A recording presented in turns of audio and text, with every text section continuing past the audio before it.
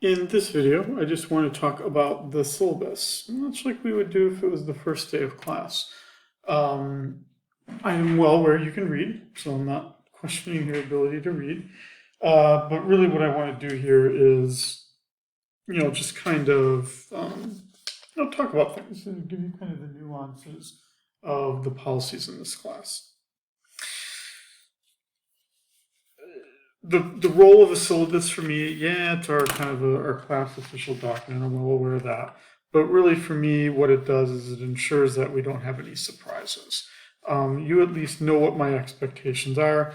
If you make the decision that you don't want to do those things, at least then you knew, right? Nothing's worse than not knowing and failing to do something. At least I want you to know what you should have done. So, easiest way to get in contact with me is by email. I don't have that many students this summer, so there's not really any reason why if you emailed me, you wouldn't get a response back from me. And if you don't get a response back from me, then something got missed, unfortunately, and you just simply email me again. It's really that simple. I'm not going to be annoyed if you email me twice. I'm not going to be annoyed if you say, hey, did you see this email from me? I'm not. It's not going to bother me. You just send me an email. You can, if you're on island, you can come to my office. I'm here in the Saunders building on the Manoa campus in 522. I'm here most days.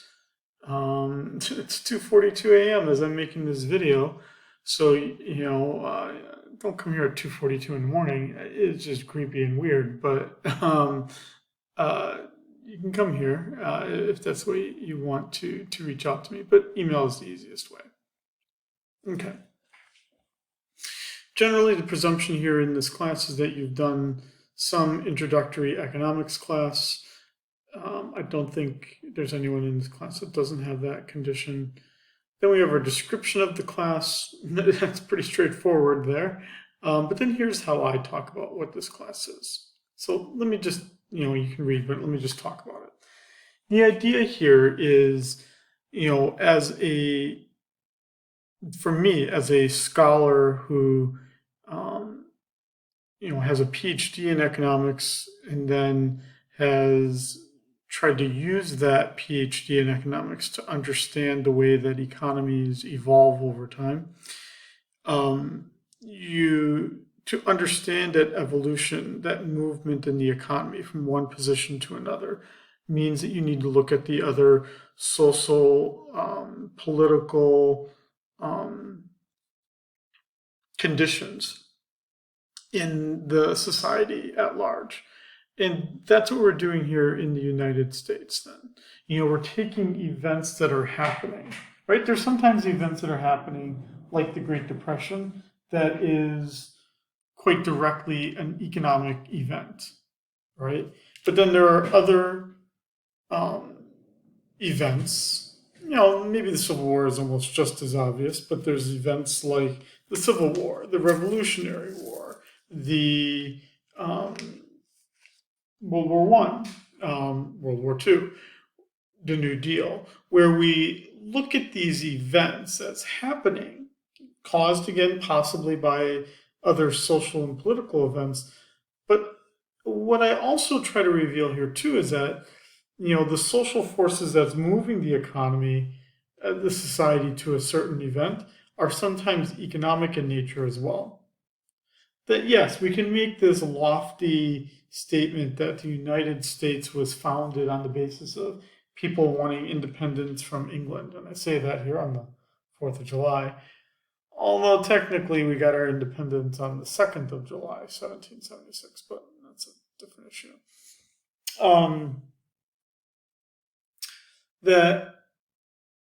We have all these lofty things that we can talk about in terms of we wanting freedom from Great Britain. But there was a lot of economic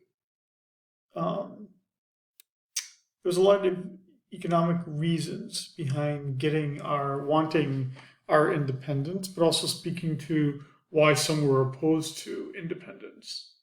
And we can say that same thing for not only the Revolutionary War, but also the Civil War and even World War One. And this is not just a class on wars, except these wars generally, for me, provide a nice breakup point between the different eras in the U.S. economy. And so what we do is we take those eras, which I'll describe as three, and we use that to understand the U.S. economy. So in the first era, we're going to talk about before we were independent from Great Britain, all the way up through the Revolutionary War and the few subsequent decades afterwards. So right, that takes us to 1820s, 1830s. Then in the second part of this class, we'll start with the Civil War and take that all the way out through just before World War I starts. And then in the third part of this class, we'll do World War I, Great Depression, New Deal. Sometimes we get enough time to do World War II, sometimes we don't. Even in an online class, we might cut World War II if we don't get far enough. Okay, here's the student learning outcomes. This is basically what I would hope that you learn from this class by the end of this class, are these three things. And then we have our assessment. So I'm assessing you in two ways: the reflection papers and the exams. I made a standalone video about the reflection papers. You will get comments from me. I'm not just going to say, good job, Steve, 80%, right? You are like, dude, why did I get an 80? I will tell you why you got the score that you did, especially in the beginning. I'm not going to be that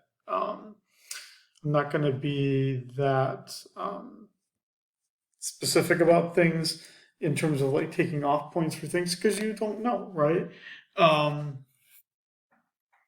then, so we'll have these reflection papers. We'll have them for many of the chapters, but not all of them. And then we'll have exams. We'll have 3 exams. These kind of are the capstone to each part of this course. I'll give you about a week to do it, so I'll make the exam available about a week beforehand. You can start it about a week beforehand. And it'll be open notes, open book, so you shouldn't have any issues. It won't be timed. It'll just be, again, you managing your time. The reflection papers in totality add up to 50%, and the 3 exams in totality add up to 50%. Okay, here's our textbook. So this is the book I'm using, but again, you don't need to buy it because I've already put what you need on La Lima. We are using Google Classroom. I made a separate video talking about it, but I'll make just another short video just to talk about what you need to do. Sorry, no, I won't. I put it largely in the other video. Classroom policies. The first one would be try not to be late.